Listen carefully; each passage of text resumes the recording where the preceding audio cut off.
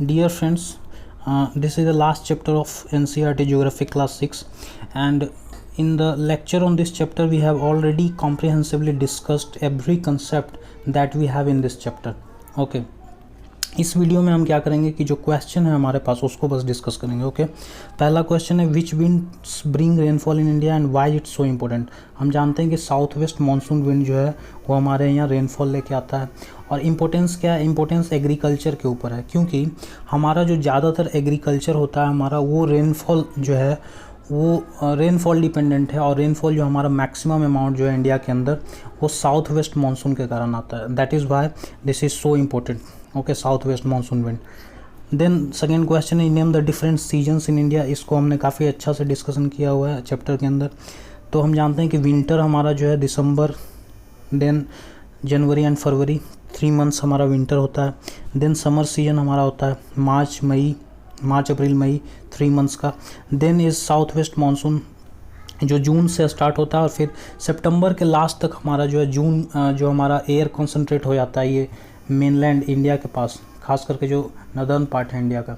तो वहाँ पर जो एयर कंसनट्रेट हो जाता है वहाँ पर फिर हाई प्रेशर एरिया क्रिएट होने लगता है. और हमारा जो इंडियन ओशियन वाला एरिया है वो थोड़ा लो प्रेशर एरिया क्रिएट हो जाता है. तो जो विंड है हमारे वापस जो है इस एरिया से वापस निकलना शुरू हो जाता है. इसी को क्या बोलते हैं? नॉर्थ ईस्ट मानसून या रिट्रीटिंग मानसून, या फिर इसी को ऑटम बोला जाता है. Okay, this is also called autumn season. तो हमारा ये ऑटम सीजन जो है 4th सीजन है जो अक्टूबर नवंबर में हमें देखने को मिलता है. यूजुअली क्या होगा कि हमारे जो नदर्न प्लेन है वो थोड़ा ज़्यादा हीट हो जाएगा, आपको गर्मी महसूस होने लगेगा अचानक से. तो ये रिट्रीटिंग मानसून होता है. हमारा जो मानसून एयर है वो वापस ओशियन की ओर जाने लगता है. What is natural vegetation. Vegetation और नेचुरल वेजिटेशन के अंदर क्या फ़र्क है वो हमने देखा हुआ है. वेजिटेशन वो होता है जो हम खुद से इंसेक्टिसाइड, फर्टिलाइज़र, इरिगेशन करके हम अपने खेतों में या फिर हम गार्डनिंग करते हैं, बागवानी करते हैं. तो वो उसमें क्या है कि हम खुद से सारा कुछ करते हैं, पानी देना हो या फिर फर्टिलाइज़र देना हो या इंसेक्टिसाइड, पेस्टिसाइड देना हो. लेकिन ऐसे वेजिटेशन जिसमें ह्यूमन एड की ज़रूरत ही नहीं है, इंसान का कोई इंटरफेरेंस ही नहीं है, वो है natural vegetation. For example forests. Okay, so vegetation that grows on there on without any human aid is called natural vegetation. Then is MCQ. तो वर्ड्स हाईएस्ट रेनफॉल हमारे पास मानसिंग राम. आप जानते हैं मेघालय के अंदर एक छोटा सा गांव है जो गैरो हिल्स के ऊपर, ओके, गैरो हिल्स के ऊपर हमारा मानसिंग राम है. तो ये यहाँ पर सबसे ज़्यादा रेनफॉल होता है. Wild goats and snow leopard are found in Himalayan region. आप जानते हैं हिमालयन रीजन यानी जम्मू कश्मीर का एरिया हो गया आपका, हिमाचल प्रदेश और उत्तराखंड का एरिया, और कुछ आपको स्नो लियोपार्ड्स और अरुणाचल प्रदेश के एरिया में भी देखने को मिल जाते हैं, राइट. बट प्रीडोमिनेंटली ये हिमालयन रीजन में होते हैं, खास करके जम्मू कश्मीर, हिमाचल प्रदेश और उत्तराखंड वाला है जो area. Okay, during the south west monsoon period moisture laden winds blow from sea to land. आप जानते हैं सी टू लैंड हमारा मॉइस्चर लेडन विंड क्यों फ्लो करता है? क्योंकि डिफरेंशियल हीटिंग कंडीशन हो जाता है. लैंड हमारा जल्दी से हीट हो जाता है, तो वहाँ लो प्रेशर एरिया क्रिएट होने के कारण जो हाई प्रेशर एरिया है ओशियंस के ऊपर वो फिर लैंड के ऊपर फ्लो होना शुरू कर देता है. इसको हमने काफ़ी डिटेल में बताया हुआ है, तो दोबारा बताने की ज़रूरत नहीं है यहाँ पर. ओके, सो यू कैन, आप जाएं और चैप्टर के अंदर देखें, काफ़ी अच्छा से आपको समझ में आ जाएगा. कोई कंसेप्चुअल आपको क्लैरिटी में दिक्कत नहीं होगा, राइट.